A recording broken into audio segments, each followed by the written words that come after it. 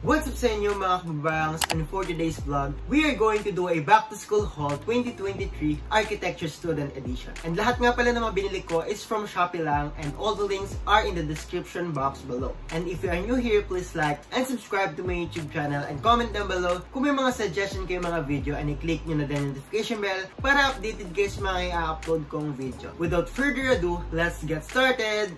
So let's start with the items that I already unpacked. Simulan natin dito sa palette knife. So ginagamit to sa acrylic or gouache. So meron tayong 5 pieces. Mura ko lang to nabili guys. Siguro nasa mga 40 pesos. Kaya sobrang sulit na. Tapos 5 pa. Medyo amoy ihi lang kasi inhian na naman sa amin yung pusa namin. Amoy ihi na naman. Next is itong paintbrush na round. Ginamit yung isa kasi nag-start na yung klase namin. And nag-start na din yung plate namin syempre. Soft yung bristle niya. Tama ba? Bristle ba? Basta soft yung mismong brush niya guys. Kaya yun talaga nagustuhan ko. Syempre bumili din ako ng acrylic kasi wala pa akong acrylic guys. So sobrang gamit ko din to nung first plate ko kasi acrylic yung ginamit ko.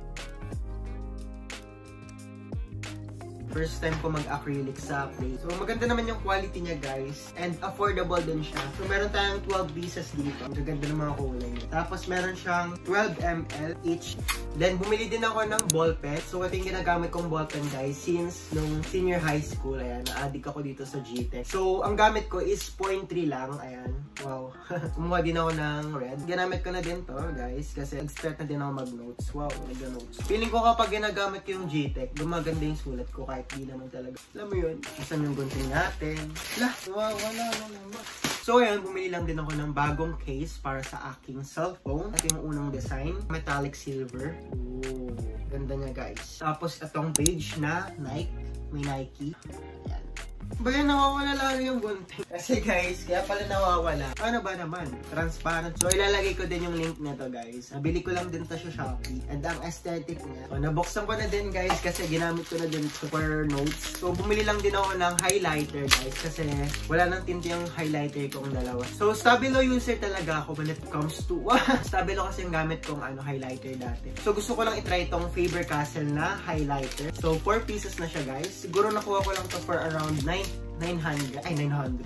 pesos. So meron tayong neon, green, or orange, tapos atong pink. Ang ganda ng quality niya. Nagbabasa kasi ako ng review, sabi daw nila is matagal daw siyang maubos kaysa sa Stabilo, kaya binili ko na siya. Tapos kumuha lang ako nitong 2 eraser from Faber-Castell din. Itong dust free Faber-Castell eraser. So dinalawa ko na siya kasi for stock yung isa. Para may stock tayo in case na mawala.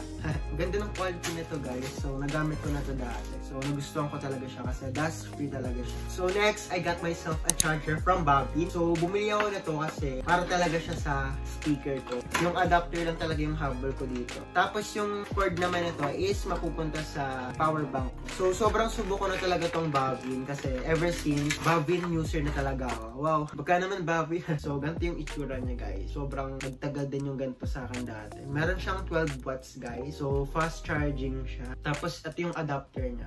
Ito. So ayan guys, bumili din ako ng headband. Hey! Ano ba ito? Naruto dito. Hey! Ending fairy. So ayun guys, kumuha ko ng headband kasi pag tinatamad ako magpagupit tas ang haba ng buhok ko, hindi na siya makakasagabal. Tapos pwede din ito pag nag-i-skincare ka. Kasi kapag sobrang haba ng buhok ko, yung mata ko, tumatama. So next, hindi na natin tatanggalin to guys. So bumili ako ng mesh na case. Dalawa yung binili ko guys para hindi naman sayang sa shipping.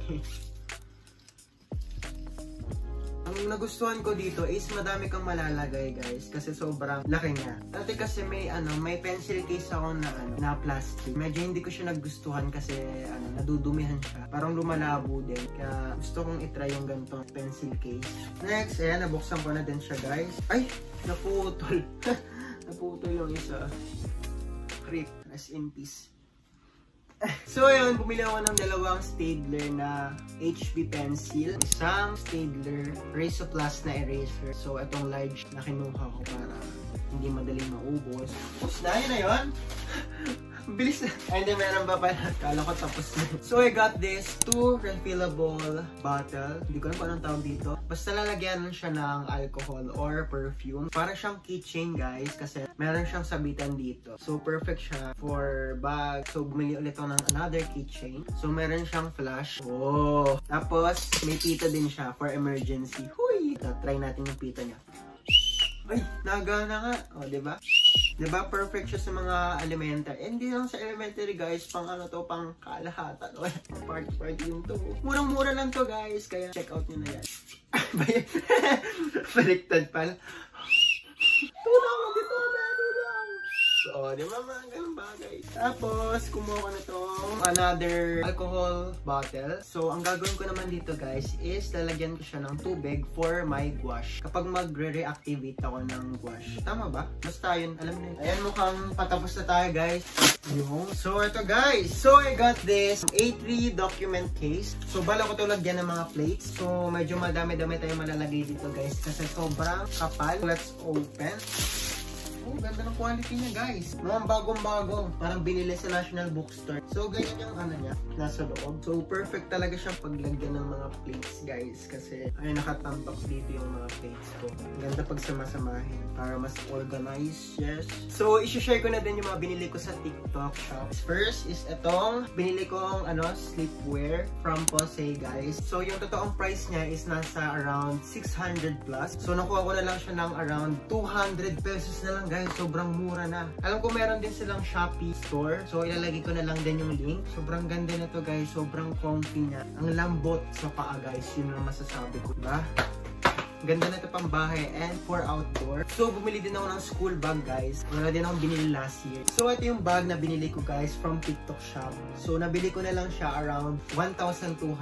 Pero yung totoong price niya is nasa 1,900. So, titignan ko kung meron din silang Shopee account. So, ang nagustuhan ko dito is madami siyang pocket. So, meron siya dito sa labas and dito sa side, mga kalat. Ay, meron siya dito. Ito perfect dito ilagay mga ball pens. If wala kang pencil case, yan. Meron siyang zipper ulit para secured yung gamit sa loob. Tapos kasya dito yung 16 inches na laptop if magdadala kayo sa school. Or pwede to for office, for coins. Tapos meron siyang dalawa dito. Sobrang madami kang malalagay sa loob. So let me know kung gusto nyo mag-what's in my bag. Sobrang worth it talaga nito guys. Lalo na kapag sale nyo siya binili. Kasi sobrang laki ng natipid ko dito guys. Siguro nasa mga 700 pesos. Tapos ang nagustuhan ko dito is waterproof and scratch resistant siya guys.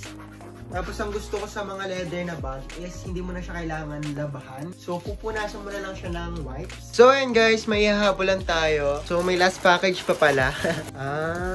Sabi ko na may kulang eh. So ayan guys, bumili ako ng pang-reactivate sa gouache para hindi siya mag-dry. So may isa pa akong ihahabol guys, which is itong paint palette. So dito tayo mag-blend. So I think that's the end of our video for today. Huy! English yun. Hindi mo kaya. Hindi mo kaya.